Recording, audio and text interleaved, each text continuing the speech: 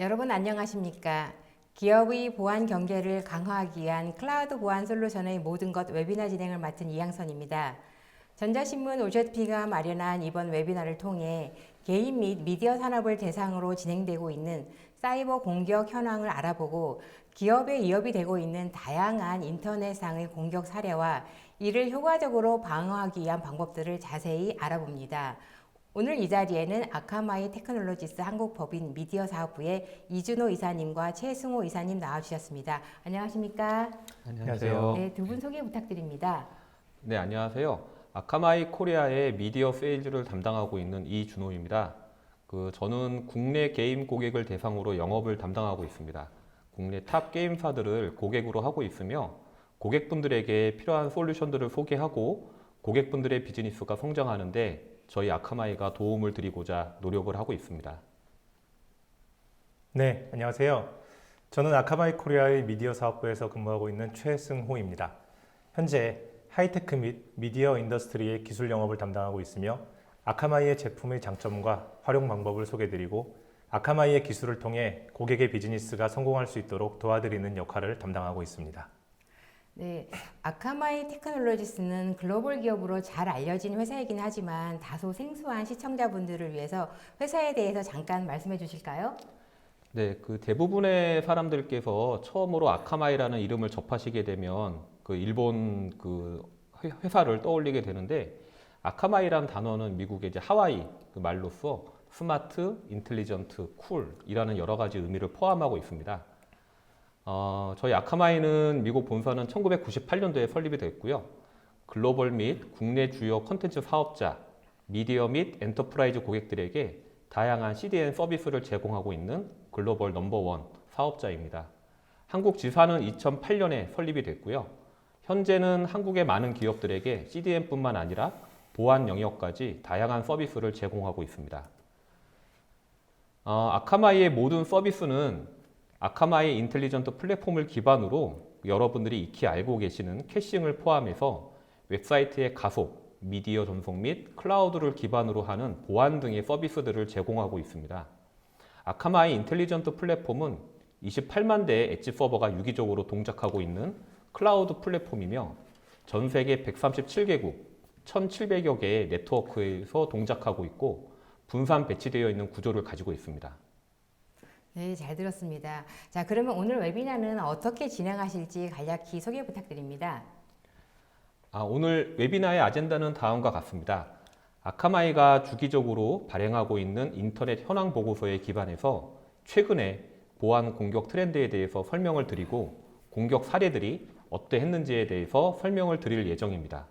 그리고 아카마이는 이러한 공격에 대응하기 위해서 어떠한 플랫폼과 보안 솔루션 그리고 어떠한 아키텍처를 가지고 있는지에 대해서 설명을 드리도록 하겠습니다. 네, 이번 웨비나는 50분 정도 발표가 진행된 후에 10분의 시청자 질의응답 시간을 갖도록 하겠습니다. 시청자 여러분들께서는 웨비나가 진행되는 동안에 궁금하신 사항을 채팅창에 질문해 주시면 됩니다. 보내주신 질문은 강의 진행 후에 선별해서 두 분께 질문을 드리고 답변을 듣겠습니다. 그리고 웨비나에 참여하시고 설문을 작성해 주신 분과 좋은 질문을 남겨주신 분들을 추첨하여 경품도 보내드리니 많은 참여 부탁드립니다. 자, 그럼 본격적으로 웨비나를 시작하겠습니다. 오늘은 주로 게임 업계를 위한 보안 얘기를 하실 것 같은데요. 먼저 인터넷 현황 보고서에서 말씀하셨는데 이 인터넷 현황 보고서에서는 어떤 내용이 있고 또 발행 주기는 어느 정도인지 알고 싶은데요. 네, 아카마이는 전 세계 인터넷 웹 트래픽의 평균 15%에서 30%를 처리하고 있는 전 세계에서 가장 규모가 큰 CDN 사업자입니다. 이것을 기준으로 생각하게 되면 아카마이가 전 세계 인터넷의 현황을 가장 잘 파악할 수 있는 인사이트를 가지고 있다는 얘기가 될 수 있습니다. 여기에 가장 큰 사업자이기 때문에 인터넷 공격에 대한 인사이트도 가장 폭넓게 가지고 있다고 말씀드릴 수 있습니다. 아카마이 인텔리전트 엣지 플랫폼에서 수집된 데이터를 기반으로 클라우드 보안과 웹 성능 환경에 대한 전문적인 견해를 제공하는데 이것이 바로 저희가 주기적으로 발행하고 있는 인터넷 현황 보고서입니다. 이 인터넷 현황 보고서를 통해서 다양한 인더스트리에 대한 인터넷 트래픽 현황과 모바일 사용량, 보안 이슈 및 장애, 그리고 공격 등에 대한 고유의 가식성을 확보할 수 있으며 오늘날의 온라인 트렌드에 대해 다양한 정보들을 확인할 수 있습니다. 이러한 인터넷 현황 보고서는 아카마이의 웹사이트를 방문하시면 누구든지 쉽게 무료로 보실 수가 있습니다. 네, 잘 들었습니다. 자, 그럼 오늘의 주제로 돌아와서 게임에 있어서 보안이 왜 중요한지에 대해서 알고 싶은데요. 최근에 그러니까 뭐 보안에서 먼저 말씀하시기 전에 최근 게임 업계에 대한 보안 공격의 트렌드가 어떤지 좀 알고 싶은데요. 말씀해 주시죠. 네. 최근에 게임 업계를 향한 공격 트렌드를 알아보기 전에 최근에 게임 업계를 대상으로 한 공격 현황을 먼저 말씀드리겠습니다. 아카마이는 전 세계에서 발생되고 있는 보안 위협에 대해 지속적으로 모니터링 및 이에 대한 대응을 하고 있습니다. 저희가 2018년 7월부터 2020년 6월까지 100억 건의 웹 애플리케이션 공격을 관측했는데요. 여기에는 게임 업계를 대상으로 발생한 1억 5,200만 건의 공격이 포함됩니다. 또한 디도스 공격도 게임 업계는 굉장히 많이 받고 있는데요. 2019년 7월부터 2020년 6월까지 3,072건의 디도스 공격을 경험했습니다. 여기에 추가로 아카마이는 2018년 7월부터 2020년 6월까지 모든 업계에 걸쳐 1,000억 건의 크리덴셜 스토핑 공격을 관측했는데요. 그중 게임 업계에서만 거의 100억 건의 공격이 기록되어 있습니다. 그러면 이 게임 업계를 대상으로 한 보안 공격이 왜 이렇게 많이 발생하는 건가요? 두 가지로 볼 수 있겠는데요. 돈과 과시욕입니다. 특히 돈과는 뗄래야 뗄 수 없는 관계인데요. 돈이 안 되는 곳에 힘들게 노력과 돈을 들여가면서 공격을 하지는 않겠죠. 게임 업계는 돈이 되기 때문에 공격이 많이 발생합니다. 시장 분석 기업인 류주에 따르면 2019년 게임 시장 규모는 1,590억 달러였는데 2023년에는 2,000억 달러로 성장할 것으로 전망되고 있습니다. 한마디로 시장이 크기 때문에 공격에 대한 효과가 큽니다.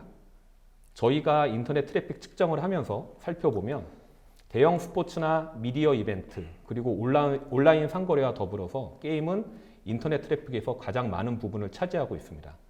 특히 유명한 글로벌 게임사의 신규 게임이 출시될 경우에는 정말 상상을 초월하는 트래픽이 글로벌하게 발생을 합니다. 해커 입장에서 생각하게 되면 너무나 공격하기 좋은 기회인 것입니다. 특히 최근에 코로나 상황 이후에 사람들이 모이는 것이 금지가 되면서 사람들은 온라인상에서 게임을 즐기는 빈도가 더 많아졌고요. 실제로 유명한 게임 플랫폼인 스팀은 올해 3월에 트래픽에 대한 신기록을 세웠고요. 얼마 지나지 않아 한 달 만에 4월 달에 그 기록을 경신했습니다. 2020년 4월 4일 글로벌하게 2,400만 명의 플레이어가 온라인에 접속을 해서 게임을 했고요. 신기록이 수립된 시간에는 800만 명이 동시에 게임을 플레이하고 있었습니다. 한마디로 빠른 속도로 게임 업계가 범죄자들에게 있어서 수익성이 높은 표적이 되고 있다고 말씀드릴 수 있겠습니다. 네, 이사님께서 말씀하신 것처럼 사실 코로나 팬데믹으로 인해서 실내에서 생활을 많이 하다 보니 더불어서 게임을 즐기는 사람들이 부쩍 늘고 있습니다. 남녀노소를 불문하고 다양한 사람들이 게임을 즐기고 있는데요. 실제 게임을 즐겨하는 유저들이 게임의 보안에서는 어떤 생각을 가지고 있나요? 최 이사님 말씀해 주시죠. 네, 아카마이에서 게이머들을 대상으로 설문을 진행을 했을 때 다음과 같은 의견들을 들을 수 있었습니다. 좀 말씀을 좀 드리면은 보안은 공동 노력이 필요하며 게임사가 안전한 솔루션을 제공해야 하고 이 솔루션을 사용해야 한다라는 의견도 있었고요. 모든 사람에게 동일한 책임이 있으며 온라인에서 안전을 유지하고 보호받도록 항상 최선을 다해야 한다. 이런 의견들도 좀 있었습니다. 추가적으로 보안을 유지하는 책임은 모두에게 있고 플레이어는 제일 약한 연결고리가 되지 않도록 노력해야 한다라는 의견도 있었고요. 결과에 대해 책임은 게이머에게 있다고 생각하고 하지만 게임사도 게임이 백도어로 사용되지 않도록 이 인프라를 잘 유지해야 한다라는 의견들이 있었습니다. 이러한 의견들을 보았을 때 과거 피해를 본 게이머의 경우 본인의 주의와 게임사의 공동 노력이 필요하다고 답변을 하였고요.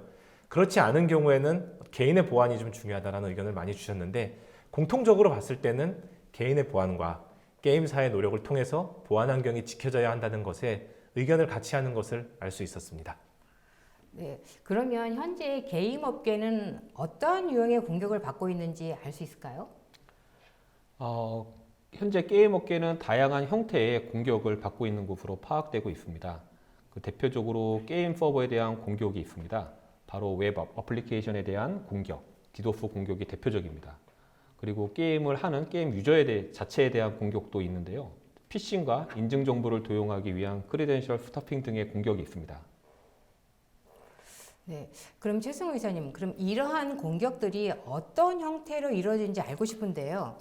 네, 그 방금 말씀해 주신 것과 같이 게이머들과의 효과적인 상호작용을 위해서 게임 회사는 게임 플랫폼과 서버 등의 자산을 온라인으로 유지하는 것과 이러한 인프라를 표적으로 하는 공격들을 지속적으로 관리하고 차단을 해야 합니다. 저희 쪽에서 관측한 데이터를 기반으로 분석해 본 결과 다음과 같은 공격들이 빈번하게 발생하는 것을 확인할 수 있었습니다. 일단 이 데이터는 2018년 7월부터 2020년 6월까지 약 106억 건의 웹 어플리케이션 공격을 관측 및 분석한 결과고요. 그중 게임업계에서 발생한 공격이 약 1억 5,200만 건에 이르는 것을 알 수가 있었습니다. 공격 기법을 살펴보면 전체 고객을 대상으로 발생한 공격의 76%, 게임업계로 한정했을 때는 약 58%를 차지한 공격이 SQL 인젝션 공격으로 보였고요. 이 SQL 인젝션 공격은 계속 1위 자리를 지키는 것을 알 수가 있었습니다. 그리고 그 다음으로 2위는 로컬 파일 인클루전이라고 이제 LFI 공격이라고 얘기를 하는데요. 이 공격은 전체 고객의 16%, 게임 업계로 봤을 때는 약 31%를 차지하는 걸 알 수 있었습니다. SQL 인젝션 공격과 LFI 공격을 할 때 그 공격하는 공격자들이 찾고 있는 몇 가지가 있습니다. 이게 뭐냐면은 SQL 인젝션 공격으로 인해서 로그인 인증 정보, 개인 정보, 표적이 된 서버의 데이터베이스에 저장된 모든 것이 넘어갈 수 있고, 이렇게 넘어간 로그인 데이터는 곧 크리덴셜 스토핑 공격에 이용할 수 있게 됩니다. LFI 공격의 경우는 서버에서 실행되는 스크립트를 탈취하는 공격이고요. 범죄자들은 ASP라든가 JSP 및 기타 웹 기술에 존재하는 LFI 결함을 표적으로 삼는 것으로 알려져 있습니다. LFI 공격은 일반적으로 서버 설정 파일과 같은 정보 유출을 초래합니다. 게임의 경우 LFI를 사용하여 저장된 데이터를 표적으로 할 수 있습니다. 표적이 되는 저장된 데이터에는 플레이어 및 게임 세부 정보가 포함될 수 있으며, 이러한 정보는 악용하거나 다른 사용자들을 속이고 기만하는 데 사용될 수 있습니다. SQL 인젝션과 LFI 공격의 목표는 주로 모바일 게임 및 웹 기반의 게임이라고 볼 수 있는데요. 이러한 플랫폼을 성공적으로 공격한 공격자는 사용자 이름 및 비밀번호, 계정 정보, 서버에 저장된 게임 관련 모든 사항에 접속할 수 있게 되고, 도난당한 계정이나 유출 및 탈취된 계정이 실제 금전적으로 거래가 되거나 비정상적인 게임 플레이 등 결과적으로 여러 가지 형태로 악용될 수 있는 걸 알 수 있습니다. 좀 더 세분화해서 일일 자료를 좀 살펴보면은 SQL 인젝션과 LFI에서 크로스 사이트 스크립트, PHP 인젝션, 악성 파일 업로드 등에 이르기까지 모든 유형에 걸쳐서 일관된 흐름으로 데이터를 수집 분석한 기간 동안 꾸준히 웹 공격 패턴이 나타나는 것을 알 수 있습니다. LFI를 포함한 일부 공격은 미국의 여름철이나 전 세계 공휴일과 같이 연중 특정 시기에 급증하는 것으로 나타났으며, 악성 파일 업로드, PHP 인젝션, 크로스 사이트 스크립트와 같은 다른 공격은 꾸준하고 일관된 공격 확산을 보여주고 있습니다. 이 결과를 바탕으로 생각했을 때 그 공격자들이 게임 업계를 표적으로 삼을 때 일관되고 끈질기게 공격을 지속한다는 것을 알 수 있고요. 서비스를 제공하는 입장에서는 지속적으로 들어오는 이런 공격들에 대해서 대응이 필요하다는 것을 알 수 있게 됩니다. 또한 게임 회사들은 서버 및 어플리케이션에 대한 웹 기반 공격 이외에도 디도스 공격에도 대응을 해야 할 필요가 있습니다. 게이머들은 디도스 공격에 익숙합니다. 제 경우에도 언젠가 디도스 공격으로 인해서 오프라인 상태가 된 게임을 플레이한 적이 있기 때문이고요. 또 게임 업계에서 게임 서버가 비정상적으로 다운된다든가 하는 일들은 종종 있는 일로 볼 수 있습니다. 이러한 공격에는 여러 가지 목적이 있을 수 있겠지만 어떤 대단한 목적이 있다기보다는 순수한 호기심이라든가 아니면 재미와 이익을 위해서 공격을 감행한다던가, 경쟁 업체를 디도스로 공격하여 그 업체의 고객이 호스트를 전환하도록 하는 것 등이 있을 수 있습니다. 즉, 서버 연결이 느리거나 존재하지 않아서 실망한 고객이 그 게임을 이탈하고 다른 쪽으로 가든지 이동할 수 있게끔 만드는 것이 목적이라고 볼 수 있습니다. 참고로 게임 업계는 디도스 공격을 가장 많이 받는 분야로 2019년 7월부터 2020년 6월까지 약 3,072건의 디도스 공격을 경험했고 그 다음으로는 하이테크 및 금융 서비스 업계가 뒤를 이은 것을 알 수 있습니다. 같은 기간 동안 모든 업계에 걸쳐서 5,620건 정도의 웹 공격이 있었고 그림에서 볼 수 있듯이 디도스 공격은 모든 업계, 특히 게임 분야에서 매일 일관되게 발생하는 걸 알 수 있었습니다. 그리고 이러한 공격은 여름 및 봄철뿐만 아니라 휴일 기간에도 급증하는 것을 알 수 있었습니다. 네, 최 이사님께서 게임 업계의 서버 및 서비스를 대상으로 한 공격과 그리고 디도스 등의 공격 형태에 대해서 말씀해 주셨는데요. 네, 이제는 주제를 바꿔서 게이머들의 측면으로 좀 이동해 보고 싶은데요. 게이머 측면에서 보안에 대한 이슈는 무엇이 있을까요? 네, 지금까지는 이제 게임 플랫폼과 서비스에 대한 공격을 이제 말씀을 좀 드렸는데요. 이제는 게이머를 상대로 한 공격에 대해서 말씀드리도록 하겠습니다. 그 공격자들은 두 가지 방법을 통해서 직접 게이머들을 공격을 하고 있습니다. 첫 번째는 피싱이고요. 이 피싱은 공격자가 게이머를 속여서 로그인 인증 정보를 공개하도록 하기 위해 게임 또는 게임 플랫폼과 관련된 합법적으로 보이는 웹사이트를 만드는 것을 피싱이라고 말씀드릴 수 있습니다. 그리고 이 피싱을 통해서 사용자의 정보를 이렇게 이제 얻어내는 형태가 될 수가 있는 거고요. 또 다른 이제 그 방법으로는 게이머를 표적으로 하는 이제 가장 일반적인 두 번째 방법을 말씀드릴 수 있는데 이게 바로 크리덴셜 스터핑입니다.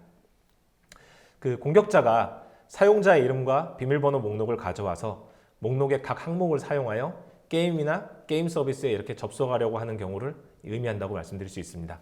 만약 이렇게 입력한 정보로 인해서 로그인이 성공할 때마다 그 게이머의 계정이 이렇게 유출된다는 걸 알 수가 있습니다. 아카마이는 2018년 7월부터 2020년 6월까지 모든 업계에 걸쳐서 약 1,000억 건의 크리덴셜 스터핑 공격을 관측을 했고요. 게임 업계에서는 약 98억 건의 공격이 기록된 것을 알 수 있었습니다. 이 그래프를 보시게 되면은 시간 흐름에 따른 크리덴셜 스터핑 공격을 나타내는 걸 알 수 있습니다. 보시다시피 게임 업계에 대한 크리덴셜 스터핑 공격은 앞서 말씀드린 웹 공격과 마찬가지로 일관되게 발생하고 있는 것을 알 수 있으며 2020년 1분기 코로나 사태 이후에 재택근무라든가 락다운 조치가 시작되면서 크리덴셜 스터핑 활동이 눈에 띄게 급증하고 있는 것을 알 수 있습니다. 이런 현상의 배경에는 여러 가지 이유가 있는데 그중 하나는 공격자들이 과거의 데이터 유출 사건에서 노출된 인증 정보 중에 새롭게 탈취할 수 있는 계정이 있는지 확인하기 위해 테스트를 진행했기 때문이라고 볼 수 있습니다. 그 중에 널리 알려진 예를 하나 말씀드리면은 저희가 온라인 커뮤니케이션, 온라인 회의를 위해서 사용하는 줌에 대한 공격을 말씀드릴 수가 있는데 이 줌이 게임 채널은 아니지만 인기 커뮤니케이션 툴에 사용된 것과 동일한 기법이 이용돼서 게임 및 기타 엔터테인먼트 플랫폼에도 사용된 것을 알 수 있었습니다. 네, 잘 들었습니다. 저 이준호 이사님, 그러면 이렇게 탈취된 게이머들의 계정 정보들로 인한 피해 사례는 어떤 게 있을까요? 네, 지금 보여드리는 자료는 실제 글로벌 탑 게임 회사의 실제 계정이 탈취되어서 흔히 말하는 다크 사이트에서 거래되고 있는 화면입니다. 크리덴셜 스터핑을 통해서 탈취된 고객의 계정들이 보시는 화면에서 적지 않은 금액으로 거래가 되고 있는 화면인데요. 저희가 실제 이것을 고객이 설명드렸을 때 고객사에서는 실제 본인들의 고객 아이디가 이렇게 거래되고 있는 것조차 파악을 못하고 있었습니다. 이렇게 해서 실제 성실한 게임 유저들의 게임 아이디가 공격으로 인해 유출이 됨으로써 게임 업계는 금전적인 피해와 신뢰도 추락을 겪을 수밖에 없고요. 이러한 공격을 받은 게임의 경우에는 실제로 가입자 이탈이 되고 그 다음에 게임 순위가 하락되고 매출 하락의 악순환을 겪게 됩니다. 그리고 실제 탈취당한 유저들의 경우에는 심리적으로도 다시 게임을 하고 싶지 않을 겁니다. 이러한 공격들은 게임 업계와 게임 유저들에게 유무형의 심각한 피해를 입히고 있다고 보시면 될 것 같습니다.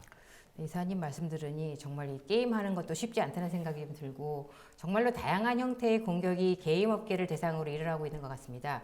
자, 그러면 아카마이는 이러한 공격을 어떻게 대응하고 있나요? 먼저 저희가 어떠한 제품을 가지고 이러한 공격을 막고 있다라는 것을 설명드리기 전에 아카마이는 어떠한 사상과 철학을 가지고 보안에 대해 접근하는지에 대해서 먼저 설명을 드리겠습니다. 하나의 구호로 말씀을 드린다면 싸우는 것은 아카마이가, 고객은 본연의 게임 서비스 업무에 집중하십시오 라고 말씀드릴 수 있겠습니다. 서두에 설명드렸지만 저희는 전 세계의 넘버원 CDN 사업자입니다. 이는 당연히 전 세계에 가장 많은 엣지 서버를 가지고 있다는 얘기고요. 이 엣지 서버를 이용해서 공격이 일어나는 최일선에서 공격을 분산시켜서 해커들의 공격을 맨 처음 앞단에서 처리하는 클라우드 보안이 저희 회사의 기본 사상입니다. 이것이 가능한 것은 서두에 말씀드렸다시피 전 세계에서 가장 많은 엣지 서버를 가지고 있기 때문에 가능한 것이고요. 다른 업체는 이러한 사상에 기반해서 제품을 개발하고 싶어도 그러기가 쉽지 않습니다. 저희만이 가지고 있는 장점이라고 말씀드릴 수 있겠습니다. 게임 업계를 위한 보안은 크게 대외적인 보안, 그리고 흔히 사내 보안으로 얘기하는 대내적인 보안으로 나눌 수 있겠는데요. 오늘은 대외적인 보안을 중점으로 좀 설명을 드리도록 하겠습니다. 저희는 보안을 위해서 저희가 갖고 있는 전 세계 28만여 대의 엣지 서버를 활용한다고 말씀을 드렸는데요. 이것을 저희는 아카마이 엣지 시큐리티라고 설명을 드리고 있습니다.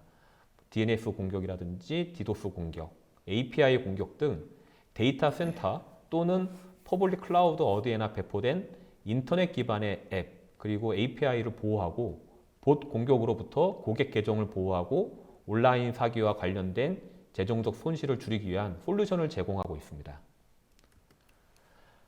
아카마이의 여러 보안 영역에 대해서 글로벌 리서치 기관에서는 상당히 높은 평가를 내리고 있습니다.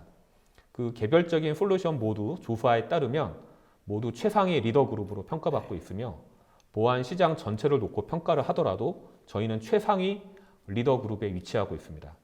이것은 저희가 제시하는 보안의 사상 및 구체적인 방법론들이 고객으로부터 인정을 받고 있고 거기에 대한 평가가 반영된 것으로 생각하고 있으며 이제 보안의 트렌드는 완전하게 클라우드 보안의 형태로 이동을 하고 있다라고 말씀을 드릴 수 있겠습니다. 네, 아카마이의 보안 사상에 대해서 잘 들었습니다. 자, 그럼 구체적으로 아카마이가 어떠한 솔루션을 가지고 있는지 좀 자세히 알고 싶은데요. 최승우 이사님 설명해 주시겠습니까? 네, 아카마이의 보안 솔루션은 클라우드를 기반으로 구성되어 있으며 앞서 말씀드린 대로 인텔리전트 엣지 시큐리티 플랫폼에 구축되어 웹사이트, 어플리케이션, API, 사용자뿐만 아니라 서버 및 데이터 센터를 연중무휴 24시간 계속 보호하고 있습니다. 특징을 좀 더 말씀드리면 아카마이 클라우드 보안 솔루션은 매일 발생하는 전 세계 웹 트랜잭션의 15에서 30%를 처리하는 과정에서 이 수집되는 그런 데이터를 기반으로 그런 인텔리전스를 바탕으로 구축되어 있고요. 수억 개의 고유 IP 주소에서 들어오는 데이터를 지속적으로 분석하고 분산된 아키텍처를 활용하여 악의적인 요청을 공격이 발생한 지역과 가까운 위치에서 흡수, 차단 또는 필터링하고 있습니다. 서비스들을 좀 더 세분화해서 말씀을 좀 드리면 기본적으로 디도스 방어라든가 웹 어플리케이션 방화벽, 그리고 봇 관리를 통해서 데이터 센터나 퍼블릭 클라우드 등 배포된 위치에 상관없이 성능 저하 없이 어플리케이션과 API를 보호할 수 있고요. 보안 앱 접속이라든가 멀웨어 방어를 통해 중요한 인프라와 트래픽을 분리하고 보호할 수 있습니다. 또한 표적 위협 방어 및 ID 관리를 통해 직원과 소비자를 위협으로부터 보호할 수 있고요. 오리진 서버를 외부의 위협으로부터 보호하거나 DNS 인프라 등을 외부의 위협으로부터 보호할 수 있는 다양한 보안 서비스들을 제공하고 있습니다.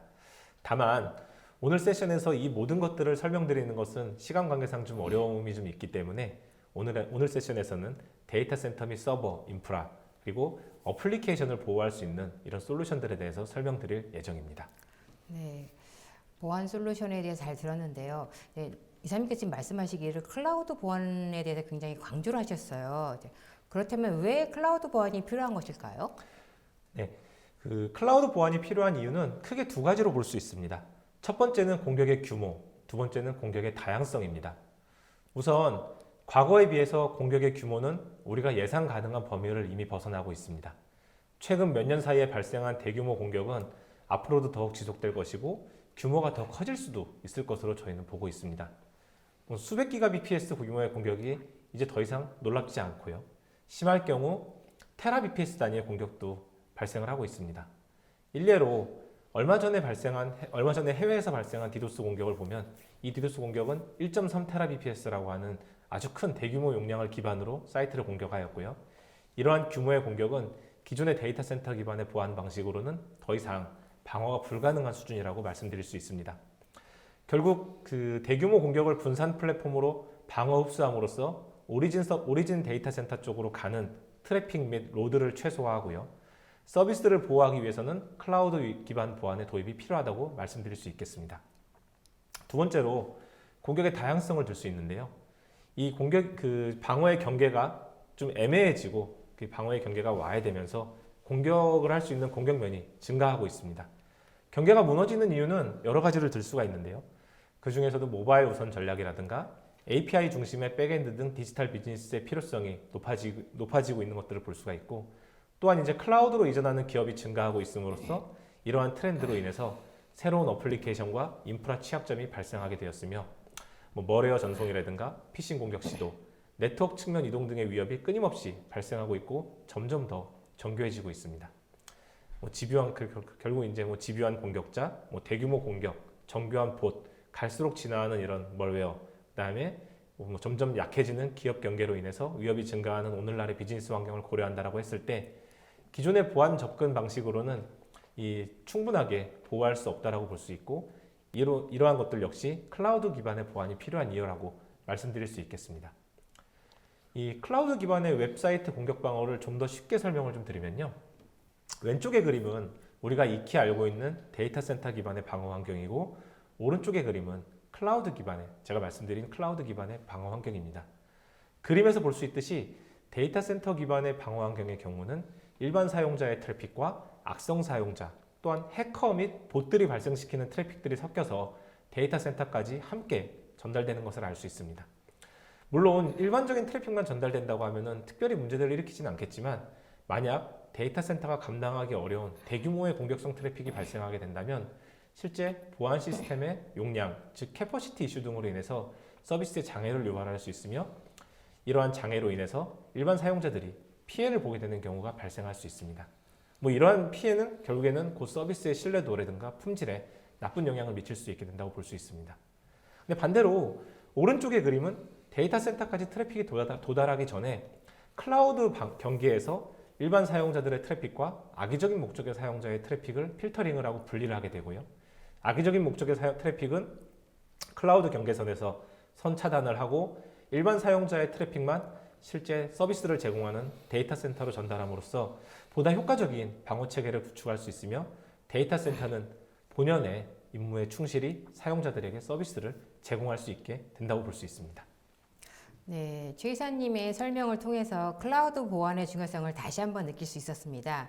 자, 그렇다면 아카마이 클라우드 보안 솔루션은 어떤 특장점이 있는지 설명해 주시기 바랍니다. 네, 크게 세 가지로 설명드릴 수 있습니다. 첫 번째는 규모, 스케일이라고 하는 규모입니다.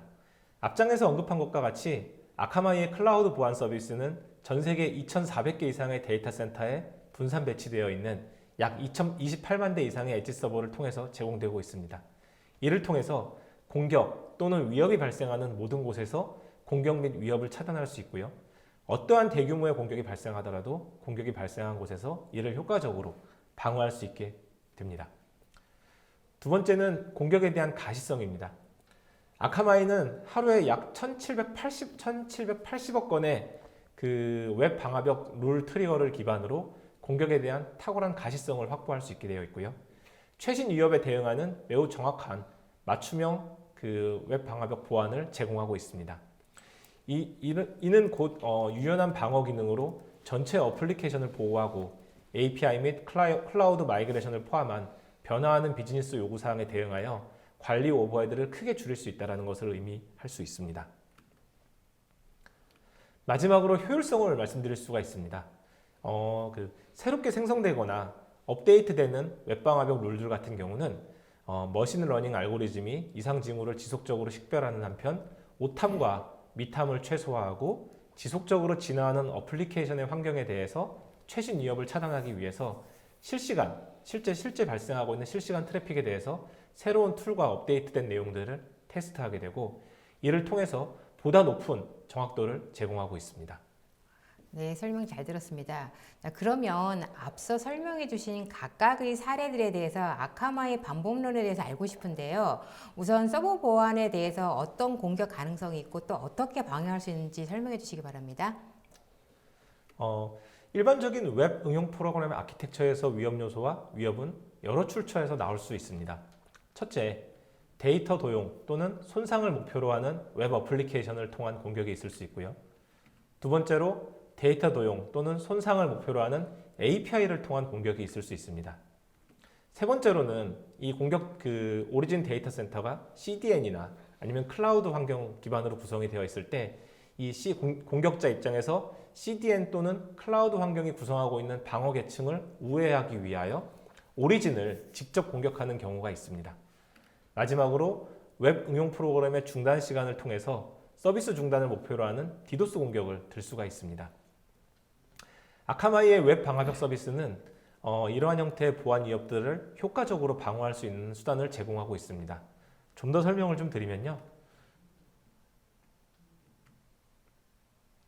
아카마이의 와프 서비스는 대표적인 클라우드 기반의 웹 어플리케이션 방화벽이고요. 이 방화벽을 통해서 어플리케이션, API 및 오리진 데이터 센터 등을 외부의 공격으로부터 보호하기 위한 기능을 제공하고 있습니다. 아카마이 인텔리전트 엣지 플랫폼 전반에 걸친 가식성을 활용함으로써 가장 정교한 디도스, 웹 어플리케이션 및 API 기반 공격을 차단하고 보안을 더욱 쉽고 간단하게 구성하거나 운영할 수 있는 환경을 제공하고 있습니다. 기본적으로 사전 정의된 설정 가능한 어플리케이션 레이어 방화벽 룰을 대규모로 가지고 있고요. 이러한 룰은 아카마이 위험 연구를 통해서 지속적으로 업데이트되고 있습니다. 이 인텔리전스는 머신러닝 및 전문가의 분석을 기반으로 하여 가장 우수하고 정확도가 높은 탐지 기능을 제공하고 있습니다.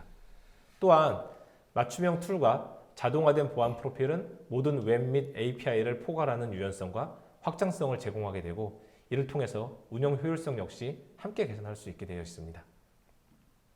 또한 실제 트래픽에서 신규 또는 업데이트된 와프 룰을 활성화할 수 있는 기능과 함께 간편하게 평가하여 최신 보안 기능을 원활하게 업그레이드할 수 있는 환경을 제공하고 있습니다. 이 웹방화벽의 룰은 아카마이에서 지속적으로 투명하게 업데이트가 되고요. 그다음에 평가 및 활성화를 통해서 완벽하게 제어할 수 있습니다. 마지막으로 관리자 수준의 대시보드와 심층적인 보안 애널리틱스를 제공을 함으로써 보안 이벤트에 대한 다양한 관점을 제공할 수 있고요. 기타 보안 솔루션으로 이제 보안의 정보 및 이벤트 관리와의 통합을 제공한다던가 보안 체계에 대한 종합적인 관점 역시 제공을 할 수가 있습니다. 계속 제가 이 말씀을 드리면서 웹방화벽이라는 걸 말씀을 좀 드렸는데요. 참고로 이 웹방화벽이 어떻게 작동하는지를 알고 있는 것이 중요하다고 볼 수가 있습니다. 이 웹방화벽은 이 웹 서버에 접근하려고 하는 모든 요청을 검사하도록 설계가 되어 있습니다. 적절하게 구성된 웹방화벽은 합법적인 요청, 녹색으로 표시되어 있는 합법적인 요청에서 웹사이트 소유자에게 잠재적으로 유해한 악의적인 요청을 식별할 수 있어야 합니다. 아카마이는 전 세계에 분산되어 있는 28만 대 이상의 서버에 독점적인 룰셋을 실행하는 웹 응용 프로그램에 대한 방화벽을 배포함으로써 이 아이디어를 극단적인 방식으로 도입을 하였고요. 따라서 모든 악의적인 요청은 악의적인 요청이 생성되는 가장 가까운 곳에서 바로 감지가 되고 고객의 웹 응용 프로그램과 컨텐츠를 해로운 사용자로부터 격리시킬 수 있습니다.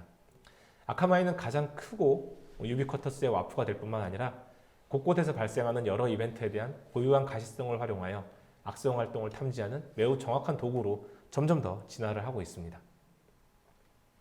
여기서 아카마이 웹 방화벽의 가장 큰 특징에 대해서 한 가지 설명을 좀 드리도록 하겠습니다.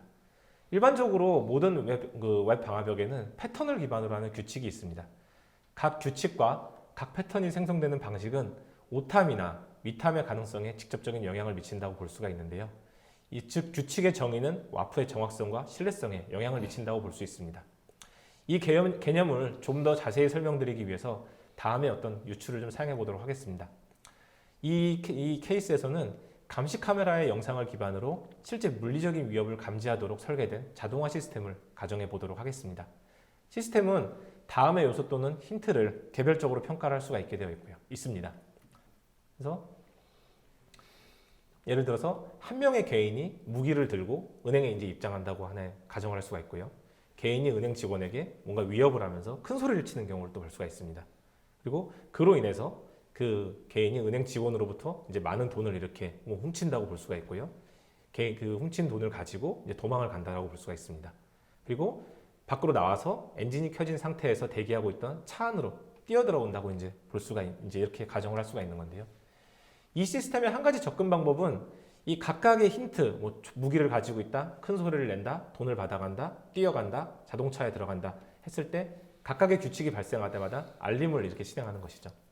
근데 문제는 이 각각의 요소가 전적으로 그 자체로 강도가 뭔가 은행에 위협이 된다는 것을 의도하지 않는다는 것이 가장 큰 문제가 될 수 있습니다. 예를 들어서 은행에서 일하는 물리적 보안 전문가 한 명이 무기를 차고 있을 수도 있고요. 근데 이 무기를 차고 있다고 해서 이 사람이 은행을 강탈하고 위협한다고 또 추측할 수도 없습니다. 또한 고객이 직원과의 언쟁을 통해서 뭔가 큰 목소리를 냈을 때 이 자체도 뭔가 그 이슈라고 또 보기도 어려운 거죠. 그리고 뭐 돈을 받아가지고 서둘러서 이렇게 뭐 시간이 급해서라든가 서둘러서 나가는 경우 역시 이걸 범죄로 또 의미를 할 수가 없습니다. 의미를 하면 이제 안 되는 경우가 발생을 하는 거죠. 그래서 이 전략을 토대로 한 공격에 대한 경고는 많은 이제 그 거짓을 제공할 수가 있습니다. 그리고 이제 두 번째로 접근할 수 있는 방법은 공격이 실제로 수행되고 있는지 확인하기 위해서 5가지 힌트의 발생을 모두 모니터링하는 하나의 규칙을 만드는 것을 볼 수가 있는데 이러한 전략에는 또 다른 결함이 있을 수가 있습니다. 뭐 예를 들어서 뭔가 소리를 지르는 대신에 아주 조용한 목소리로 은행 직원들에게 돈을 달라고 하면은 이건 역시 이제 이 규칙에 어긋나는 거기 때문에 제대로 탐지할 수가 없게 되는 거고요. 돈을 받고 나서 조용히 걸어갈 수도 있는 거고 그리고 이런 경우에는 이벤트가 패턴에 정의된 것과 정확하게 일치하기 때문에 전체 규칙상에서 뭔가 이 규칙이 맞지 않는 현상이 발생할 수가 있습니다. 따라서 공격이 규칙에 정의된 정확한 5가지 요인으로 발생하지 않으면 이건 역시 적절한 탐지가 될 수가 없습니다. 이러한 규칙의 경우에는 더 완벽하지만 더 엄격하게 적용되므로 공격이 규칙 프로필과 정확하게 일치하지 않음으로써 이게 잠재적으로 미탐이 발생할 수 있다고 볼 수가 있습니다. 자, 그러면 올바른 해결 방법은 어떻게 되는 걸까요? 아카마이는 이 모든 요인을 개별적으로 평가하고 이 강도, 은행 강도의 과거 경험을 토대로 각 요인별로 발생할 확률을 가중시키는 지능형 시스템을 제안을 합니다.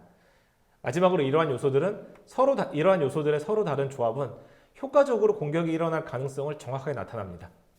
그래서 이것은 우리가 이제 그 어노멀리 스코어링이라고 부르는 것인데요. 이 결합되고 유연한 전략은 개별적인 규칙과 격리된 규칙 또는 위협적인 상황에 대한 모든 요소가 포함된 구체적이고 복잡한 규칙을 만드는 전통적인 방법보다 정확하다고 말씀드릴 수가 있습니다. 네, 아카마이의 강력한 보안 기술에 대해서 잘 들었습니다. 자, 그런데 기업의 관리자 입장에서는 보안이 강화되면 강화될수록 관리하기는 더 어려워질 것 같습니다. 이 부분에 대한 문제제기는 어떻게 하나요? 네, 아카마이의 웹 방화벽은 자체 관리 및 아카마이 관리 방식의 2가지 운영 모드로 유연성과 커버리지를 제공하고 있습니다. 자체 관리 룰은 완전히 맞춤화가 가능한 커스터마이제이션이 가능한 보안 제어를 제공을 하게 되고요. 아카마이 관리 룰은 전체 룰을 설정하고 업데이트할 필요가 없습니다. 아카마이 관리 룰이 사용하는 최신 탐지 로직은 수신되는 요청의 특성에 따라 동적으로 조정될 수가 있습니다. 그래서 기업은 이러한 2가지 관리 옵션을 통해 비용을 50% 절감하고 어플리케이션 및 API의 보안은 50% 이상 개선을 할 수가 있다고 말씀드릴 수가 있습니다. 그리고 아카마이의 웹 방화벽은 맞춤형 자동 보호 기능을 갖춘 단일 솔루션이 제공이 되고요. 전문가가 직접 선별한 룰 세트를 활용하여 가장 까다로운 환경에서도 정확한 보안을 제공한다고 볼 수가 있습니다. 그리고 자동화된 보호는 리소스의 부담 없이 전체 어플리케이션으로 보안을 확장하도록 지원을 한다고도 말씀드릴 수 있습니다. 또한 API 엔드포인트라든가 미식별 API를 자동으로 검색을 하게 되고 보안팀은 이런 가시성을 통해서 변화하는 어떤 레거시 API를 쉽게 파악할 수 있게 될 수 있습니다. 그리고 네거티브 API에 대해 보안은 모든 요청에 대해서 위협적인 요소가 있는지 자동으로 검사를 한다고 하는 거고요. 반면에 이제 파지티브 보안 모델, API 보안 모델은 사전에 정의된 API만 활용함으로써 이렇게 보안 환경을 구축할 수 있다고 말씀드릴 수 있습니다.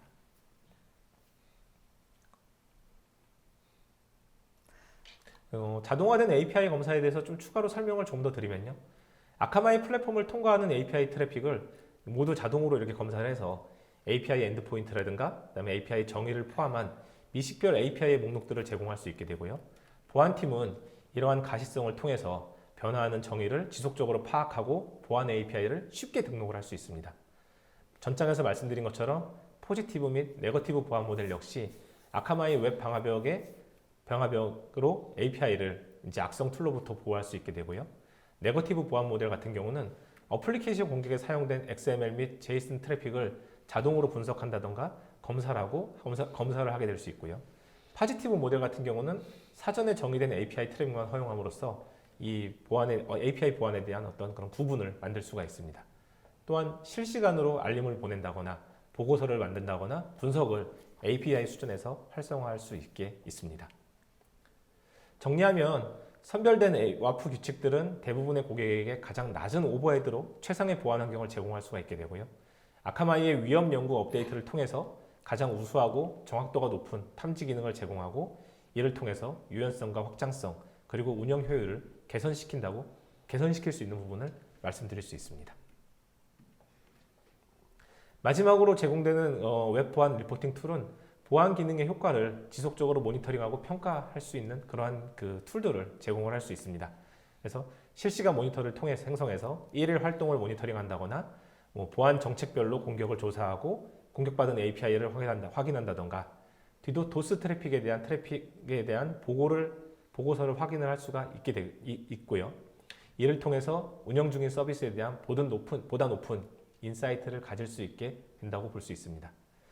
지금까지 설명드린 내용 이외에도 네트워크 엣지 방화벽, 맞춤형 룰을 구성할 수 있는 빌더, 그다음에 필요에 따라 맞춤형 응답을 제공할 수 있는 등의 여러 기능들을 제공하고 있으며 이러한 기능들을 조합하여 어플리케이션과 API 및 오리진 데이터 센터를 효과적으로 보호할 수 있다고 말씀드릴 수 있습니다.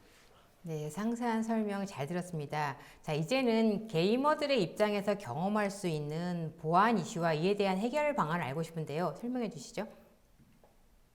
네, 앞장에서 말씀드린 것과 같이 게이머들이 경험할 수 있는 보안 피해는 크리덴셜 스터핑과 피싱 이외에도 다양한 형태가 될 수 있습니다. 이런 보안 피해는 대부분 봇들로 인하여 발생하게 되는데요.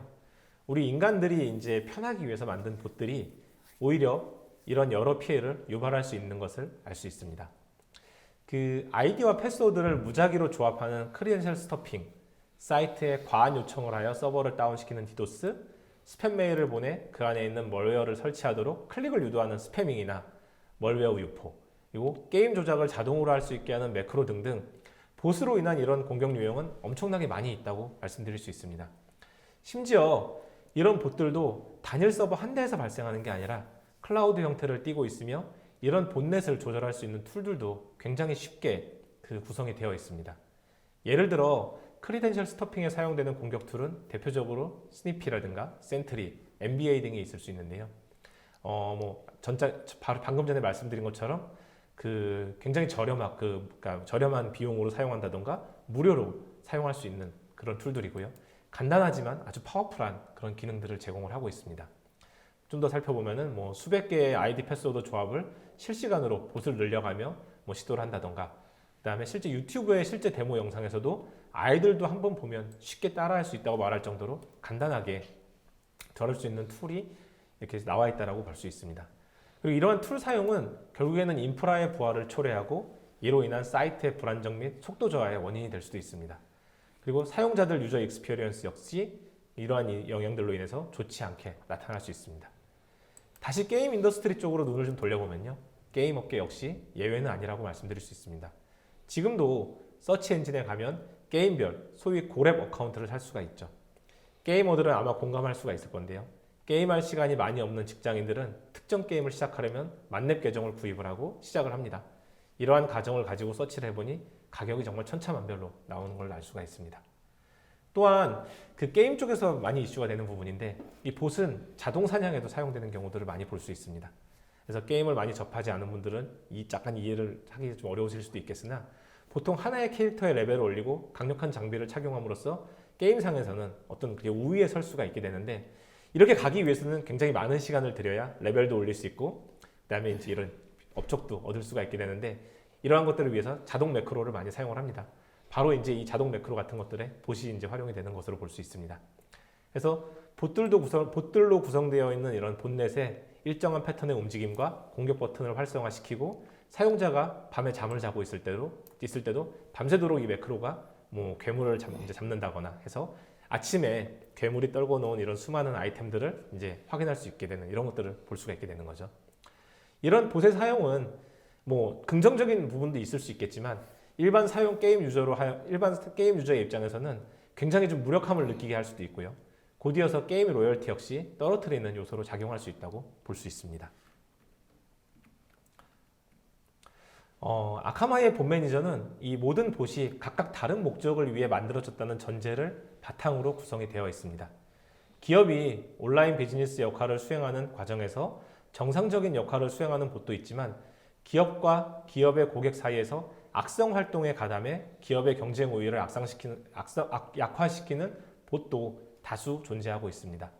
기존의 봇 제어 툴 같은 경우는 일반적으로 꼭 필요한 봇 트래픽과 악성 봇 트래픽을 모두 차단하고 탐지되지 않고 숨어있는 봇은 지속적으로 여전히 활동을 하게 됩니다. 봇 매니저는 기업 웹사이트에 매일 접속하는 다양한 종류의 봇을 보다 효과적이고 유연하게 관리할 수 있는 솔루션을 제공을 하고 있습니다. 웹사이트에 접속하는 봇을 확인한 후에 종류별로 봇을 분류하고 가장 적합한 관리 정책을 적용할 수 있게 되어 있고요. 기업은 봇 매니저를 통해서 다양한 종류의 봇을 보다 효과적으로 관리할 수 있고 봇이 자사 온라인 비즈니스와 IT 인프라에 끼치는 부정적인 영향을 최소화하고 긍정적인 영향은 최대화할 수 있는 그런 환경을 제공할 수가 있습니다. 봇 매니저 역시 앞장에서 말씀드린 것과 같이 아카마이 인텔리전트 엣지 플랫폼을 기반으로 구성이 되어 있고요. 봇 트래픽을 탐지, 분류, 관리, 보호할 수 있는 그런 기능이 추가된 솔루션을 제공하고 있습니다. 아카마이 인텔리전트 엣지 플랫폼은 전 세계적으로 광범위하게 분포되어 있고 봇 활동에 대한 가시성을 확보하고 있기 때문에 봇이 웹사이트에 접속하는 순간 가장 가까이에 위치한 엣지 서버가 이 봇을 탐지할 수 있게 됩니다. 봇 매니저는 고유 봇 시그니처뿐만 아니라 알려지지 않은 봇까지 실시간으로 탐지 가능하다고 말씀드릴 수 있습니다.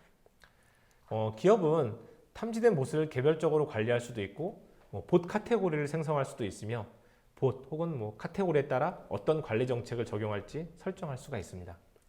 뿐만 아니라 봇 매니저는 보안센터 대시보드라든가 내장형 봇 활동에 대한 분석 보고서 등을 제공하기 때문에 자사로 유입되는 봇 트래픽에 대한 이해도 역시 높일 수가 있습니다.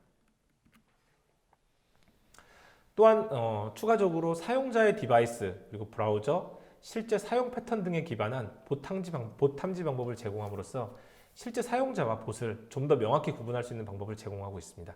예를 들어 사용자가 입력하는 키보드 이벤트를 감지하거나 마우스의 움직임 등을 감지하여 실제 사용자가 실행하는 액션인지 아니면 봇의 기계적인 움직임인지 등을 감지할 수 있고요.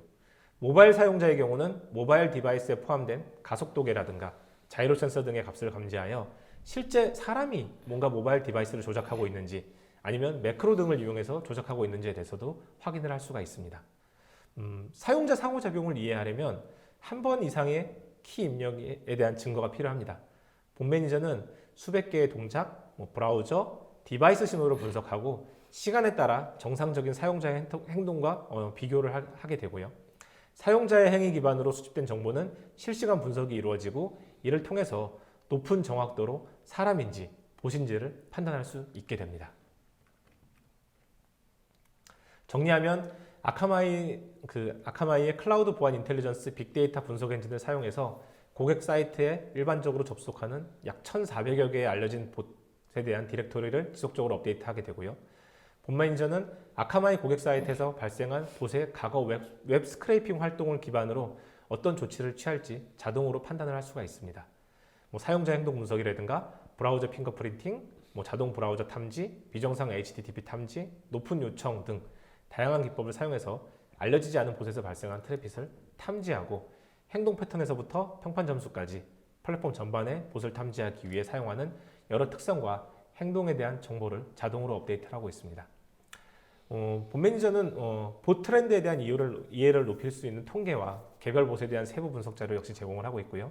이러한 것들을 통해서 실시간 봇 트래픽 및 히스토리에 대한 레포팅과 함께 HTTP 요청 및 응답 샘플에 대한 것들도 쉽게 확인하실 수 있는 그런 기능들을 제공한다고 볼 수 있습니다. 네, 아카마이 본 매니저의 자세한 기능에 대해서 잘 들었는데요. 그렇다면 이 본 매니저는 감지된 그 봇들을 어떻게 관리하나요? 네, 본 매니저는 아카마이 고객 사이트에서 발생한 봇의 과거 웹 스크레이핑 활동을 기반으로 해서 어떤 조치를 취할지 자동으로 판단을 할 수가 있습니다.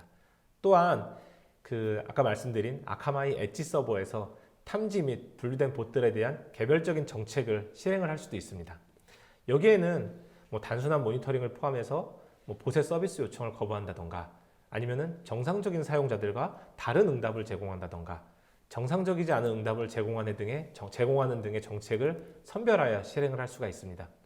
봇은 천차만별이기 때문에 기본 전술부터 봇 트래픽 속도를 늦추거나 대체 컨텐츠를 제공하는 등의 고급 완화 기법까지 완벽한 대응이 필요한다고 볼 수가 있습니다. 참고로 다음 장에서 행동 기반의 봇 탐지에 대한 짧은 데모를 보여드리도록 하겠습니다. 이 화면을 보시게 되면은 이 로그인 화면을 저희가 그냥 간략하게 만들어 놓은 화면이고요. 이 화면을 통해서 사용자들은 자신의 아이디와 패스워드 정보를 입력하기 위해서 마우스 포인터로 움직일 수가 있고요. 그에 맞는 이제 값들을 입력하기 위해서 키보드 이벤트를 이제 입력을 할 수가 있게 됩니다. 그래서 밑에 있는 콘솔 화면에서 보실 수 있겠지만 실제 마우스가 움직이는 그런 궤적에 대한 값들을 이렇게 실시간으로 감지를 하게 되고 실제 사용자가 키 입력을 할 때 이렇게 불규칙한 리듬으로 입력하는 형태들을 감지를 함으로써 이 입력이 실제 사용자가 입력을 하는 것인지 아니면은 뭔가 기계적으로 만들어져 있는 매크로 기반으로 입력이 되는 것인지 이러한 것들을 확인하실 수가 있게 되고요. 다음 화면 같은 경우는 실제 모바일 디바이스에서 제공되는 가속도계 센서라든가 자이로 센서 등을 통해서 입력되는 값들을 실시간으로 이렇게 확인하는 것을 보실 수가 있습니다. 여기에는 터치 이벤트도 포함이 될 수가 있게 되고요. 그다음에 실제 화면상에 나타나는 스크린 키보드에 대한 이벤트들도 실제 같이 확인할 수 있는 이런 값들을 보실 수가 있음으로써 실제 이 사용자가 모바이스를 들어서 뭔가 액션을 취하는 것인지 아니면은 뭔가 매크로 같은 것들을 이용을 해서 기계적으로 어떤 움직임이 발생하고 있는 것인지 등등을 확인하실 수 있는 그런 방법을 제공할 수 있습니다. 네, 설명 잘 들었습니다. 네, 마지막으로는 디도스 공격에 대응하는 아카마이 솔루션에 대해서 알고 싶은데요. 간략히 설명 부탁드립니다. 네, 앞장에서 말씀드렸다시피 이 디도스 공격은 소규모의 정교한 공격부터 고대역 폭의 버스팅 공격까지 다양한 형태와 규모로 발생을 하고 있습니다. 특히 게임 업계는 디도스 공격을 가장 많이 받는 분야로 2019년 7월부터 2020년 6월까지 약 3,072건의 디도스 공격을 경험하였습니다. 예기치 못한 서비스 중단은 비용 손실을 유발하기 때문에 이러한 이슈가 발생을 했을 때 빠르고 효과적으로 디도스 공격을 방어해야 합니다. 아카마이의 디도스 방어 솔루션인 프롤렉식이라고 하는 솔루션은요. 전 세계의 디도스 공격 트래픽을 흡수 및 방어할 수 있는 스크러빙 센터들을 구축을 하고요.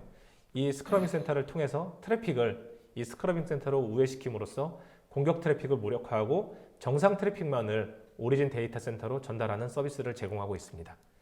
이 디도스 공격이 어플리케이션, 데이터 센터, 인프라에 도달하기 전에 클라우드에서 공격을 차단하도록 설계가 되어 있으며 네트워크 트래픽은 단순한 BGP 라우팅 알림을 변경하는 방식으로 아카마이 스크러빙 센터를 통해서 리다이렉션 시킬 수가 있습니다.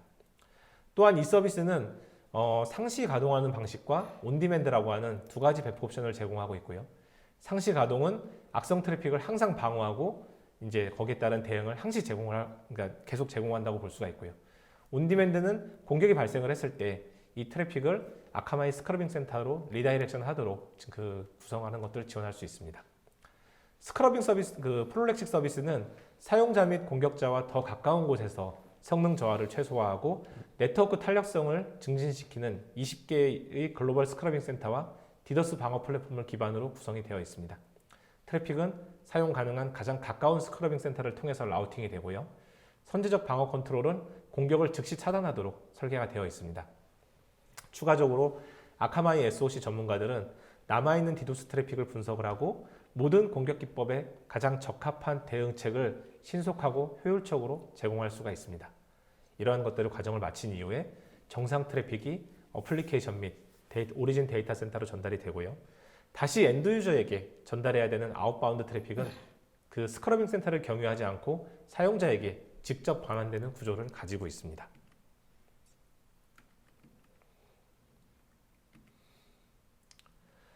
이 그래프는 아카마이의 프롤렉식을 통해서 디도스 공격을 완화한 수치를 정량적으로 보여주고 있고요.